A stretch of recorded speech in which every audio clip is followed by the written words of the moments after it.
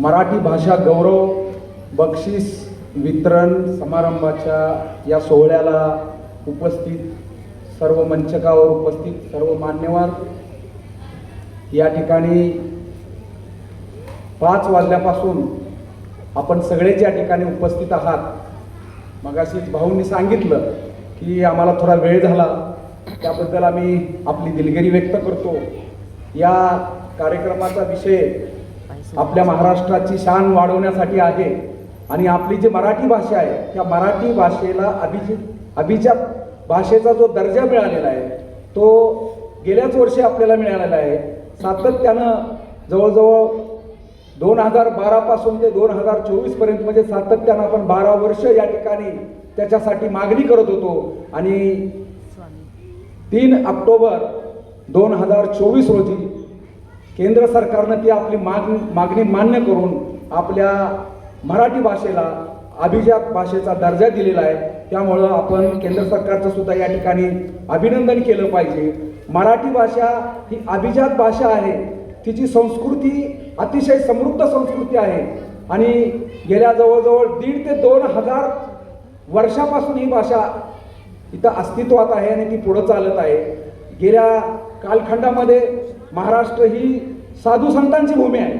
या ठिकाणी साधू संतांनी संत तुकाराम असतील, संत ज्ञानेश्वर असतील, संत एकनाथ असतील, अशा अनेक साधू संतांनी या ठिकाणी आपल्या साहित्य परंपरेतून आपल्या वाङ्मयातून या देशाला या महाराष्ट्राला दिशा देण्याचं काम केलेलं आहे. म्हणून ही भाषा आणि हा भाषेचा दर्जा त्यांच्या या साहित्यामुळे वाढलेला आहे.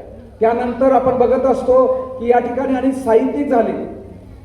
ग. माडगुळकर असतील, पु. ल. देशपांडे असतील, ना. महानोर असतील, या ठिकाणी अनेक मान्यवरांनी या देशाला या महाराष्ट्राला अतिशय मोलाचं दर्जेदार असं साहित्य दिलं. कथा, कादंबऱ्या, कविता यांच्या माध्यमातून महाराष्ट्राला समृद्ध करण्याचं काम या लोकांनी केलेलं आहे.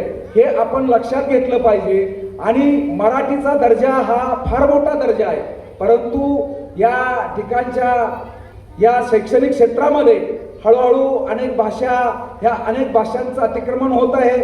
आपल्याला अनेक वक्त्यांनी आपल्या भावना या ठिकाणी मांडलेल्या आहेत, परंतु आपण महाराष्ट्रीयन आहोत. आपली जी भाषा आहे, आपली मातृभाषा आहे, मराठी ही आपली आई आहे आणि म्हणून तिचं संवर्धन करणं ही काळाची गरज आहे. या ठिकाणी अनेक जिल्ह्यामध्ये, अनेक महानगरपालिकामध्ये मराठी भाषा असलेले जे वर्ग आहेत, त्या जिल्हा परिषदेच्या शाळा आहेत त्या बंद होऊ लागलेल्या आहेत.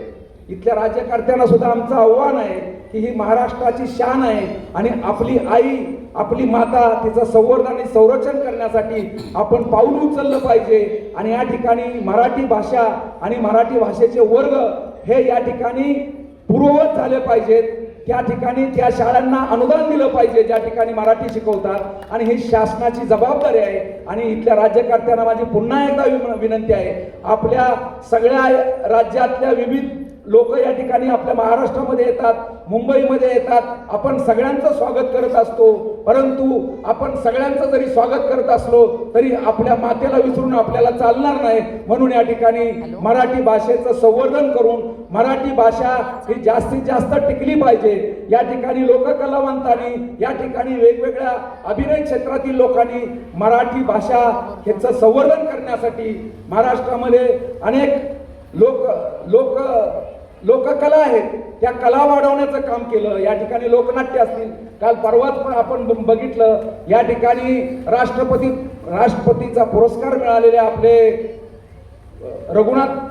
रघुवीर खेडकर यांना सुद्धा या मराठीच्या माध्यमातून त्यांनी लोकसेवा केली, त्यांनी तमाशाचा फडव चालवला. म्हणून या ठिकाणी त्यांची दखल घेतली आणि राष्ट्रपतींच्या हस्ते त्यांना राष्ट्रपती पारितोषिक मिळालेलं आहे. तर अशा पद्धतीनं मराठी भाषा हा आपला सन्मान आहे आणि म्हणून आपण तो सन्मान टिकवण्यासाठी या मराठीच्या पाठीमागे आपण ठामपणे उभं राहणं काळाची गरज आहे. या ठिकाणी आपण बघत असतो की वेगवेगळ्या ठिकाणी आज आपण या ठिकाणी मुलांना पुरस्कार देण्याचा जो कार्यक्रम आपण या ठिकाणी राजमाता ज्ञान विकास संस्थेच्या माध्यमातून राबवलेला आहे। या ठिकाणी त्याची स्थापना करून या ठिकाणी ज्यांनी आता आपलं मनोगत व्यक्त केलं हे अंकुश रघुनाथ यादव साहेब यांनी या संस्थेसाठी खूप योगदान आहे। ही व्यक्ती अशी आहे की ही व्यक्ती मुंबईत त्यांचा सहवास आहे। मुंबईमध्ये तिथं आल्यानंतर त्यांनी माथाडी कामगारांसाठी काम केलं। या ठिकाणी महाराष्ट्र ट्रान्सपोर्ट आणि जनरल कामगार युनियनच्या माध्यमातून आदरणीय शिवाजीराव पाटील तसेच आदरणीय शशिकांत शिंदे यांच्या नेतृत्वाखाली ती मराठी लोकांसाठी जी माथाडी कामगारांची युनियन आहे ती अतिशय चांगल्या पद्धतीने त्या ठिकाणी चालवलं। अशा पद्धतीचं हे व्यक्तिमत्व आहे।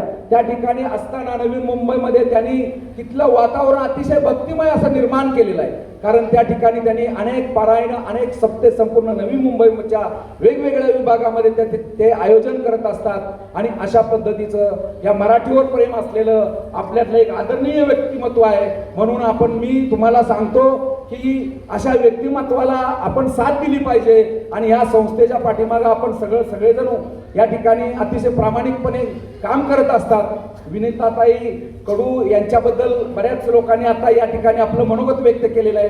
हा कार्यक्रम आयोजित करण्यापाठीमागे त्यांचं सुद्धा अतिशय मोलाचं असं योगदान आहे आणि यासाठी अशा पद्धतीनं या संस्थेच्या पाठीमागे आपण उभा राहिलं पाहिजे। या ठिकाणी मी अंकुश यादव साहेब यांच्याबद्दल आणखी काय गोष्टी बोलू। माणुसकी हा फार महत्त्वाचा विषय आहे। जो माणूस पुण्याच्या या मातीतून मुंबईला रवाना होतो आणि त्या ठिकाणी माणुसकीसाठी कोरोनाच्या काळामध्ये अनेक हजारो लोकांना त्यांनी अन्नदान धान्य वाटप केलेलं आहे, त्यांना आर्थिक मदत केलेली आहे।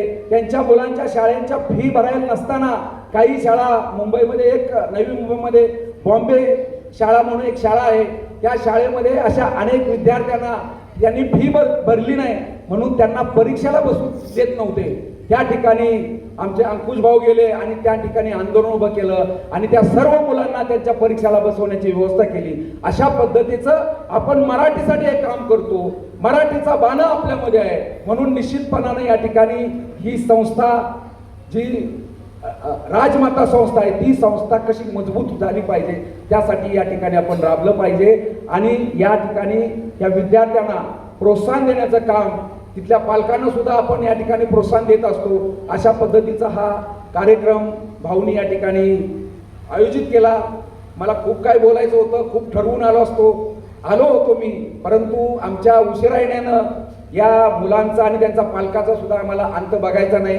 मी भरपूर 2-2 तास मी या विषयावर बोलू शकतो, परंतु या ठिकाणी वेळेचं भान राखून मी या ठिकाणी एकच सांगतो, या ठिकाणचे जे आयोजक आहेत आमचा कृष्णा यादव या ठिकाणी अतिशय तरुण तडफदार हा या संघटनेचं या संस्थेचं अतिशय चांगल्या पद्धतीनं काम करत असतो। त्यांच्याबरोबर असणारी त्यांची सर्वच टीम या ठिकाणी उपस्थित आहे आणि मला खूप आनंद झाला पुण्यासारख्या या शिक्षणाच्या माहेरघरी आपण सर्वजण या मराठीच्या या गौरवशाली इतिहासाचा या ठिकाणी आपण एक उत्सव निर्माण केला आणि त्या उत्सवाच्या माध्यमातून एक अतिशय तमाम महाराष्ट्रातल्या जनतेला, महाराष्ट्रातल्या मराठी प्रेमी लोकांना एक आपण संदेश पाठवला आणि हा पायंडा या पुण्यनगरीमध्ये होतोय त्याचा आम्हाला खूप अभिमान आहे।